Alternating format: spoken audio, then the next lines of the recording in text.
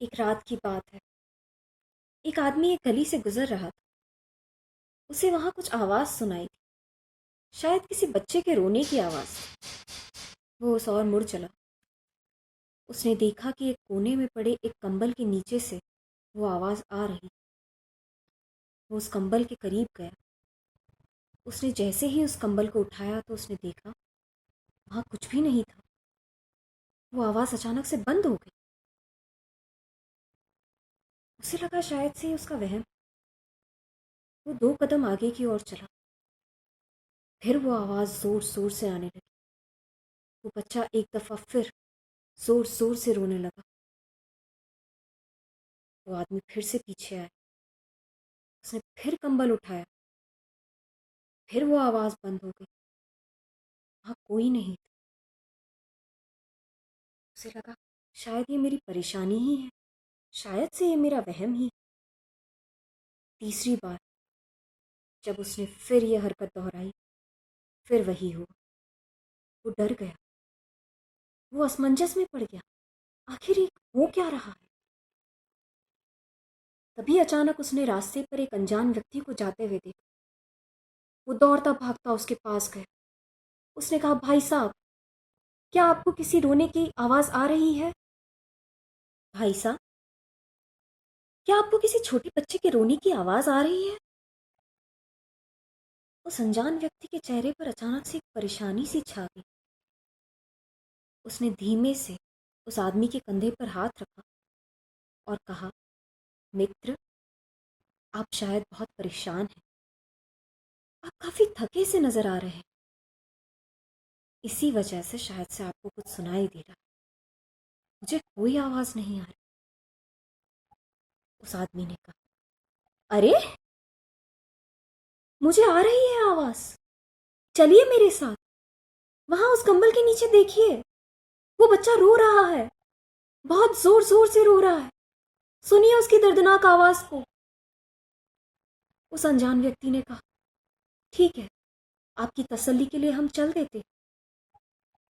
वे जैसे ही उस कंबल के पास गए और जैसे ही उन्होंने वो कंबल उठाए, फिर से वो आवाज बंद हो गई।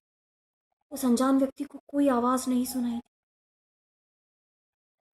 वो आदमी बहुत डर गया। वो डर से थर थर कांपने लगा। उस अनजान व्यक्ति ने एक बार फिर उसके कंधे पर हाथ रखा और उसे समझाते हुए कहा, आप काफी परेशान हैं, काफी थक चुके हैं। ये केवल आपका वहम है और कुछ नहीं। और वो वहां से चल दिया। अब उस आदमी को लगने लगा कि ये मेरा वहम नहीं हो सकता। ये कोई काला साया है। ये कोई बुरा साया है जो मेरे सर पर मंडरा रहा। वो बुरी तरह डर से कांपने लगा। वो दौड़ता भागता मंदिर की ओर चल पड़ा। मंदिर जाकर वो तुरंत भगवान के कदमों में गिर पड़ा। उसने ईश्वर को अपनी सारी व्यथा सुना डाली।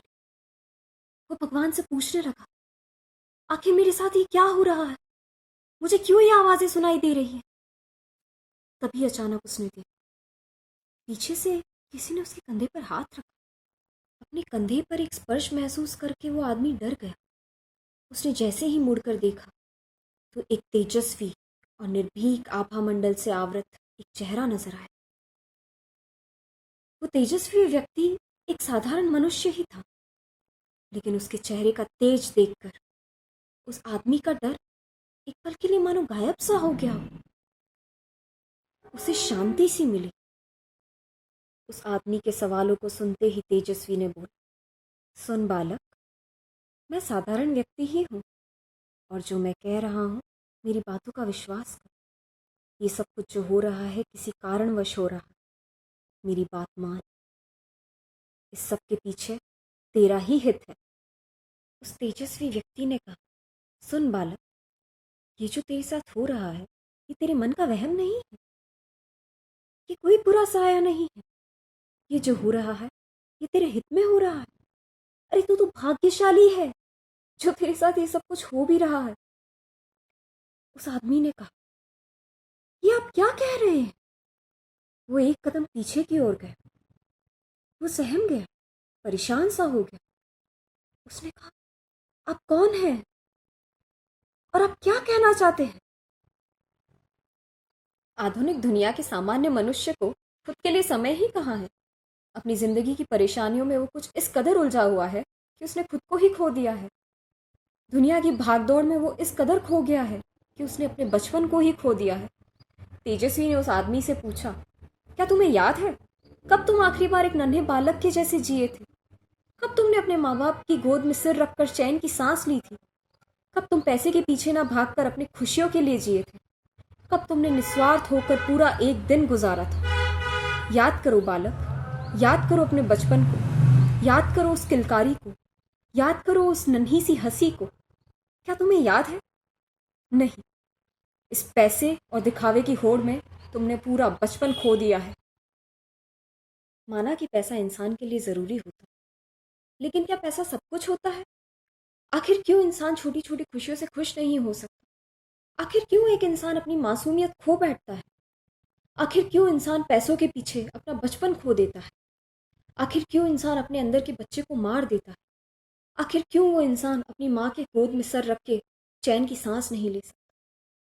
तेजस्वी ने उस आदमी से कहा, हे बालक, जाओ, जाओ और अपने अंदर की मासूमियत को जगाओ, अपने अंदर के बच्चे को जिंदा करो और फिर उसी जगह पर जाकर उस कंबल को उठा कर देखो, तुम्हें तुम्हारे सारे सवालों का जवाब मिल जाएगा। तेजस्वी के कहने पे वो आदमी फिर उसी जगह जा पहुंचा जहां उसने पहले वो रोती हुई आवाज़ सुनी थी, और उसने वहां जाकर वही किया जैसा कि तेजस्वी ने कहा था। वो आवाज़ उसे फिर सुनाई दी। उसने एक बार फिर वो कंबल उठाया, लेकिन इस बार वो आवाज़ गायब नहीं हुई, ना ही वो बच्चा गायब हुआ, बल्कि उसे उसका खुद का ही बचपन का रूप नजर आया, उस आदमी का ही बचपन का रूप। और वो आवाज़ एक खिलखिलाती हुई हंसी में बदल। वो आदमी दंग रह गया, वो सोच में पड़ गया, परेशान हो गया कि आखिर ये कैसे हो सकता है।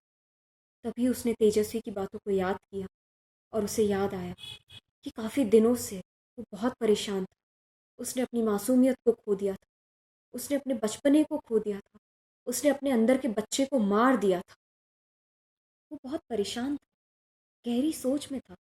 तभी अचानक से वो खिलखिलाती हुई हंसी बंद हो गई, वो आवाज़ बंद हो गई, वो बच्चा वहाँ से गायब हो गया, वो कंबल वहाँ से गायब हो गया, सब कुछ हट गया। और अचानक से उसने अपने बचपन के बारे में सोचना शुरू किया। उसे धीरे धीरे अपना बचपन याद आने लगा और वो सोचने लगा कि वो भी क्या सुकून भरे दिन थे। अब तो ऐसी खुशियाँ जैसी रही नहीं। कागज़ की कश्ती थी, पानी का किनारा था, खेलने की मस्ती थी, ये दिल आवारा था। कहाँ आ गए इस समझदारी के दलदल में? वो नादानी से भरा बचपन भी कितना प्यारा था। वो सोचने लगा, कितना सुकून था उन पलों में, कितनी शांति थी उन पलों में। माँ का आंचल जैसे हमें इस दुनिया की हर बेरहमी से बचाए रखता था। पिता का दुलार जैसे हर मुसीबत से हमें दूर रखता था। कोई स्वार्थ नहीं था, कोई पैसे की दौड़ नहीं थी। कितनी बेपरवाह सी जिंदगी हुआ करती थी, कितना प्यारा सा बचपन था।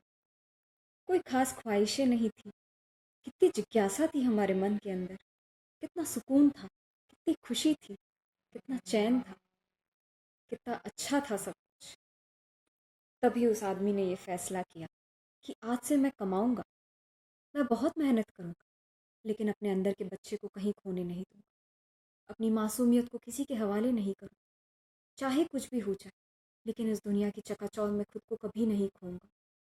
हमेशा अपनी खुशियों के लिए जीऊंगा, अपनी खुशी को सबसे पहले रखूंगा, उसके बाद कुछ। अपनी मासूमियत को यूं ही बरकरार रखते हुए मैं हमेशा ज़िंदगी में आगे बढ़ूंगा और अपने अंदर का बच्चा हमेशा ज़िंदा रखूंगा। हमारी उम्र चाहे ही कितनी बड़ी हो जाए, लेकिन हमें अपने अंदर के बच्चे को कभी खोना नहीं चाहिए। हमारा बचपन हमारी ज़िंदगी का एक बहुत ही अहम हिस्सा है। हमें सदैव उसे अपने साथ रखना चाहिए, उसे कभी नहीं भुलाना चाहिए। हमें अपने अंदर के बच्चे को हमेशा ज़िंदा रखना चाहिए। वो रोता हुआ बच्चा कुछ और नहीं बल्कि उसी आदमी का बचपन का रूप था, जो उससे चीख चीख कर चिल्ला चिल्ला कर कह रहा था कि तुमने मुझे खो दिया है, मुझे वापस अपने पास बुला लो, अपनी मासूमियत को अपने पास बुला लो, मुझे फिर से ज़िंदा कर दो और अपनी ज़िंदगी को सुकून के साथ जियो। अपनी खुशियाँ वापस ले आ, अपना चैन वापस ले आ। बस इतनी सी थी ये कहानी। शुक्रिया।